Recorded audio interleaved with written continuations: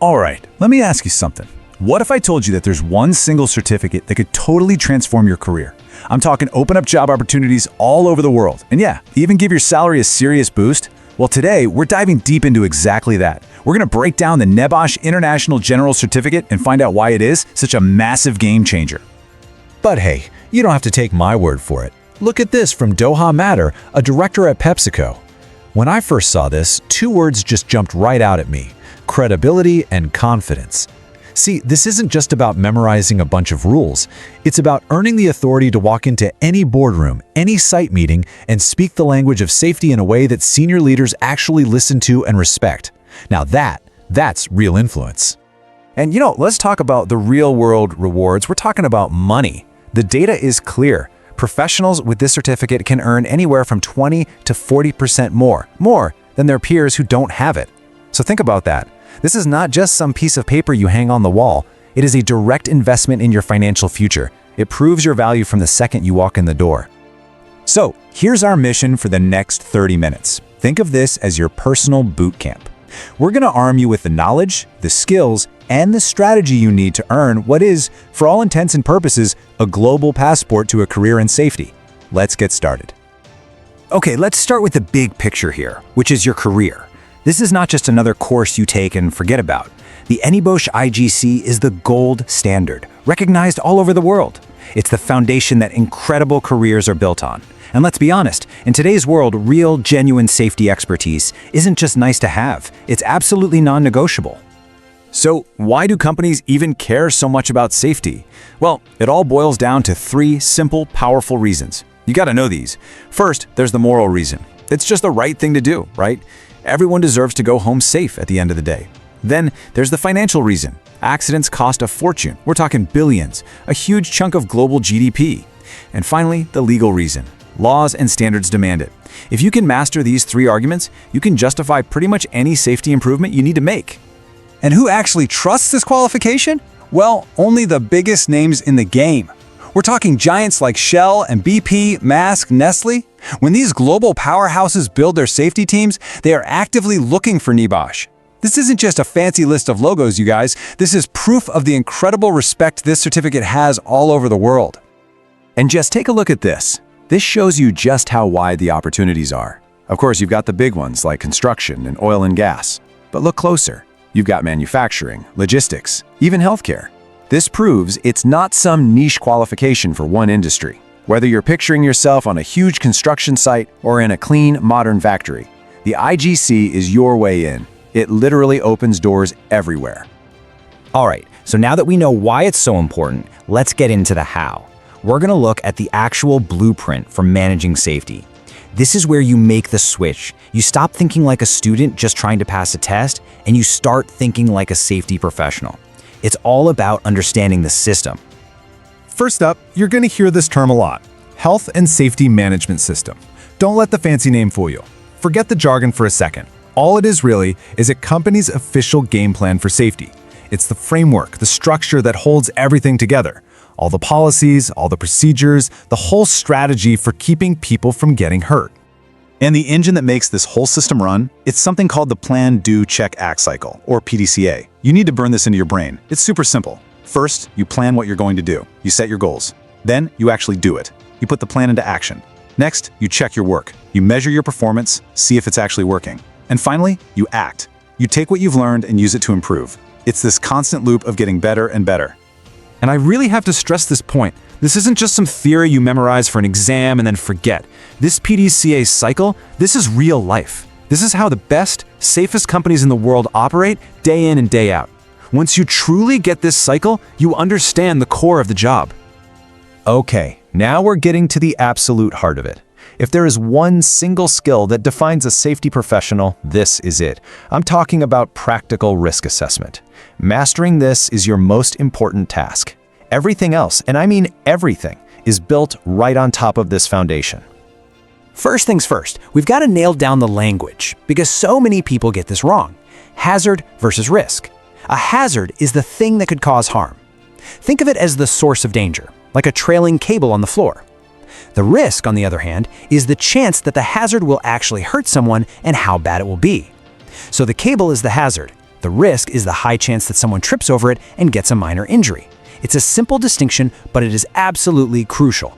So how do you actually do a risk assessment? It's not some kind of dark art, it's a simple 5-step process. Step 1, you identify the hazards. What can hurt people? Step 2, you figure out who might be harmed and how. Step 3, you evaluate the risks and decide what to do about them. Step 4, you record what you found and you put your precautions in place. And step 5, and this one's key, you review it. You keep checking to make sure it's working. That's it. It's a logical, repeatable system for making a workplace safer. And when it comes to that third step, evaluating the risks, this little grid right here is one of your most powerful tools. It's a risk matrix. You're just plotting likelihood against severity. See that top right corner? High likelihood, high severity? That's your danger zone. That's where you put your attention first. It's a super simple visual way to prioritize and focus your efforts where they'll have the biggest impact. And look, here's a quote straight from the source, from NEBOSH itself. This is so important.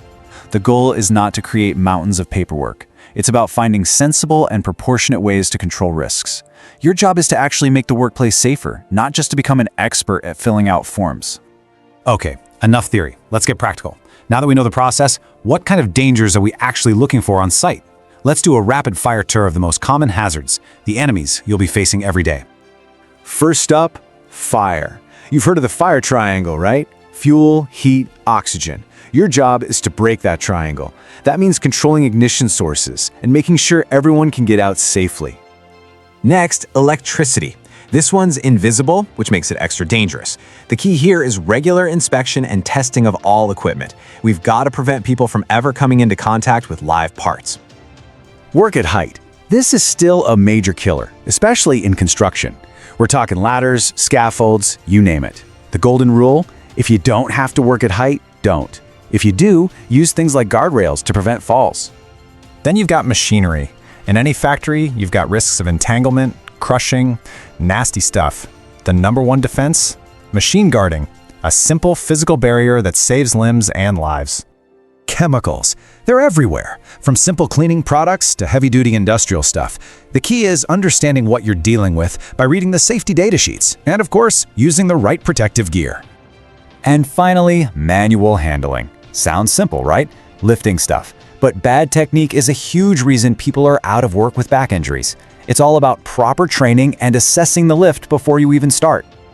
Okay, so we've talked about the obvious stuff, the things that can hurt you right now. But what about the dangers you can't see? The ones that don't send you to the hospital today, but might in 10 or 20 years. I'm talking about the silent killers. Yeah, this is where occupational health comes in, and it's every bit as important as safety. We're talking about protecting people from permanent hearing loss from noise, from serious lung diseases from breathing in dust, from the chronic pain that comes from a poorly designed workstation, and yeah, even from the devastating effects of stress and poor mental health. A safety pro's job covers all of this too. Look, no matter how good you are, things will eventually go wrong. An incident will happen. And when it does, the absolute worst thing you can do is start pointing fingers. For a real safety professional, an incident isn't a failure, it's a massive opportunity to learn and to make things even better. This is maybe the biggest mindset shift in modern safety. An investigation is not a witch hunt. I'll say it again. You are not looking for someone to blame. You are looking for why it happened. You have to dig past the obvious to find the real root causes, the failures in the system, so you can fix the system and make sure it never happens again. And there's a clear process for this. It all starts with the immediate response. First aid, making the scene safe. Then you move into investigation mode, carefully gathering evidence, talking to witnesses. After that comes the analysis, where you start asking why, until you get to the real root cause. Was the training bad? Was the machine poorly maintained? Only after you find that can you build an action plan that will actually work, and share what you've learned so everyone gets smarter. Okay, deep breath. We've covered the why, the how, and the what. Now for the final piece of the puzzle, actually passing your exams and earning this thing. This is the part where all your hard work pays off. So, the IGC is broken into two parts. First, you have IG1. Think of this as the theory part. It's an open book exam where they give you a real-world scenario and you've got 24 hours to write up your response. It's testing if you can apply what you know. Then you have IG2, the practical part. This is where you go into a real workplace, do a risk assessment, and write it up. It tests if you can actually do the job. So, you want to pass on the first try? Of course you do. Here are my top 5 tips. Number 1, think like a manager solving a real problem, not like a student trying to remember facts. 2, use that plan, do, check, act cycle to structure your answers. It's exactly what the examiners are looking for. 3, for your practical assessment, be super clear on the difference between a hazard, a risk, and a control. No fuzzy language. 4, your solutions have to be realistic. Don't recommend $1 million fix for a tiny problem. And 5, back up everything you recommend with those 3 reasons we talked about at the beginning: moral, legal, and financial. Do that, and you're golden. You know, when you pass this, you're not just getting a certificate. You're joining a global club of over 265,000 professionals. It is a proven path to a great career, and there is absolutely no reason why you can't be the next one to join.